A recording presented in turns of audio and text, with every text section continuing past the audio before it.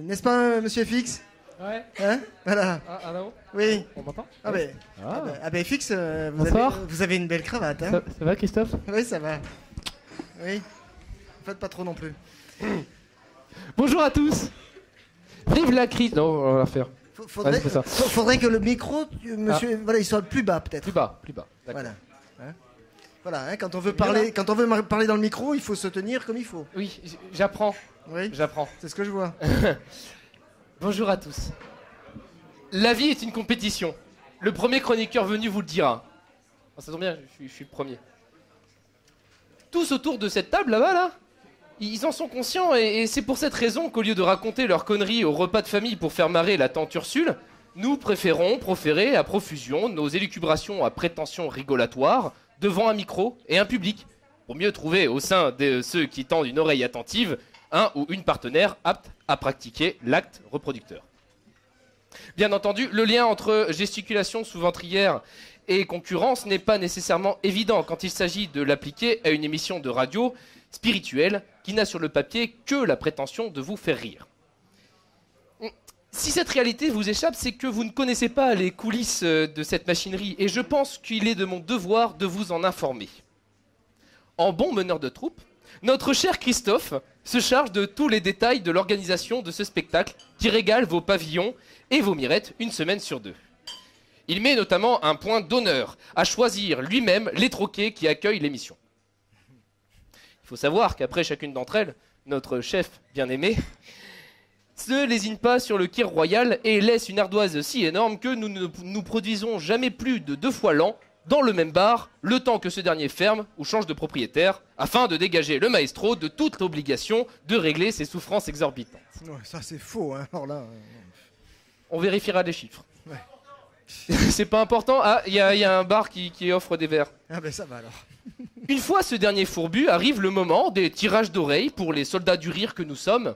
Et enfin, évidemment, de l'éventuelle autorisation du meneur de nous laisser profiter de la horde de groupies et d'adulateurs qui se pressent à son endroit pour se blottir dans ses bras musclés, sentant bon le sable chaud. Oui, au moins. C'est à ce moment que les plus farouches d'entre nous se verront attribuer le reliquat de fans trop vieux, trop cons ou trop moches pour satisfaire le dynaste et son insatiable libido.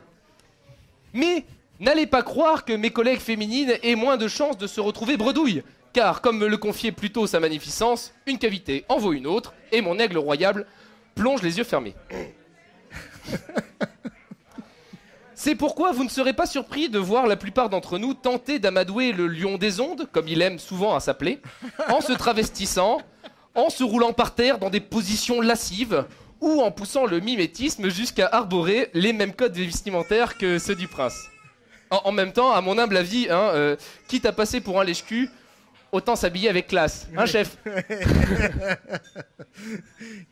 Ne soyez pas choqués, vous qui m'écoutez, non, tout ça n'est que nous ne faisons qu'appliquer ce qui fait dogme, dans nos belles sociétés de primates savants.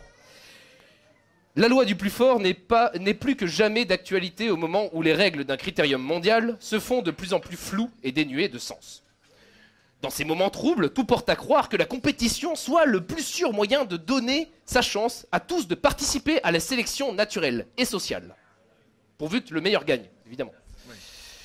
Permettez-moi donc, permettez-moi donc d'analyser avec vous 2 exemples qui illustrent fort à propos cet adage, sans pour autant mettre en péril ma prochaine participation à l'émission.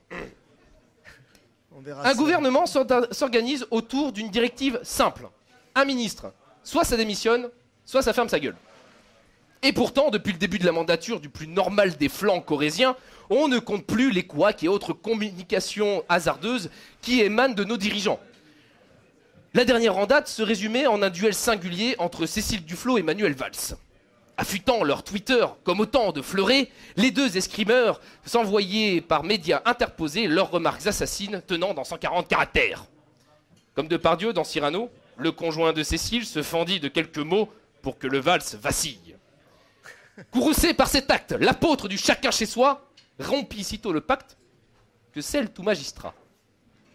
Il répond face caméra, mettant fin à l'escarmouche, le président le soutiendra. Et à la fin de l'envoi, il touche. Moralité, à quoi ça sert que du flot se décarcasse si c'est pour se contenter d'une victoire de valse en 2 temps 3 mouvements? Oh, c'est joli ça. Pour parachever ma démonstration, place à la compétition internationale. Dans le championnat du monde de guerre sanglante et ni pitié, au cours de la rencontre qui opposait le gouvernement syrien et sa population, on ne peut contester qu'une entorse au règlement ait été commise par le capitaine de l'équipe régulière, Bachar el-Assad. Ce dernier avait clairement dopé son arsenal en y ajoutant des produits interdits par le protocole, ce qui avait largement handicapé le camp adverse. Même si la Fédération internationale des massacres a longtemps hésité à interrompre la partie, notamment à cause de l'arbitre de touche russe qui refusait de siffler la faute, à pas faute, à pas vu faute. À l'issue du temps mort, il a été décidé de reprendre les hostilités à condition qu'une équipe de soigneurs puisse intervenir et que l'objet du délit soit remis aux mains du comité d'arbitrage pour qu'il soit détruit. Ouais. Ainsi, les participants peuvent continuer à s'entretuer dans les règles de l'art sans que soient remis en cause les compétences du tribunal sportif, tout en continuant de susciter l'intérêt des spectateurs et cela dans le plus pur esprit de Pierre de Coubertin. Comme quoi, finalement, la compétition peut très bien s'envisager comme modèle de société, pour peu que l'on se donne la peine de faire en sorte que tout se déroule comme les vainqueurs l'ont décidé. Certes, Christophe ne pousse pas encore ne nous pousse pas encore à toutes les perversions pour assouvir son plaisir sadique de voir ses ouailles s'entretuer pour le bonheur, simple mais immense, de caresser l'espoir d'être ses favoris. C'est pourquoi, à mon sens, il a encore du travail à faire, et avant de se hisser au niveau de ceux qui ont le sens du challenge et le goût de les gagner. Abonnés lecteurs, salut! Merci. Et fixe.